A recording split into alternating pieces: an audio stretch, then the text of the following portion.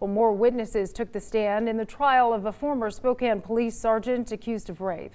Gordon Ennis is accused of sexually assaulting a fellow officer at a house party back in 2015.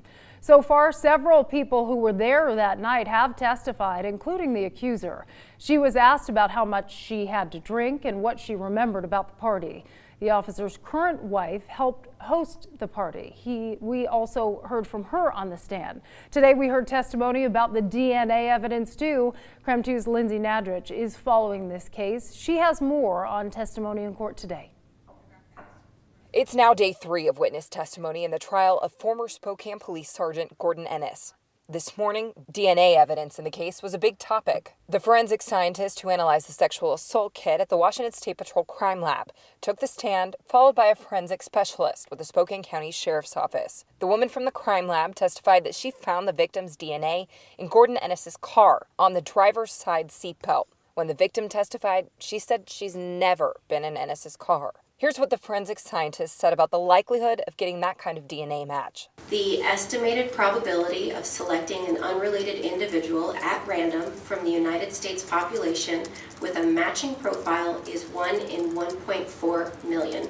The forensic specialist from the sheriff's office testified about collecting DNA from Ennis, but said his fingernails were cut too short to collect. Ennis's short fingernails were part of what sparked a separate investigation into another Spokane police officer for tipping him off about the rape investigation. That SPD officer, John Gately, went to trial for rendering criminal assistance and obstructing, but it ended in a mistrial. Gately was expected to take the stand to testify in this case, but he said he will plead the fifth. The court plans to talk to Gately's attorney before moving forward with his testimony. A friend of the accuser, who was also at the party that night, took the stand. She answered more questions about how intoxicated her friend was shortly before the reported crime. Was she in any position at that point to have a coherent conversation with anyone? No.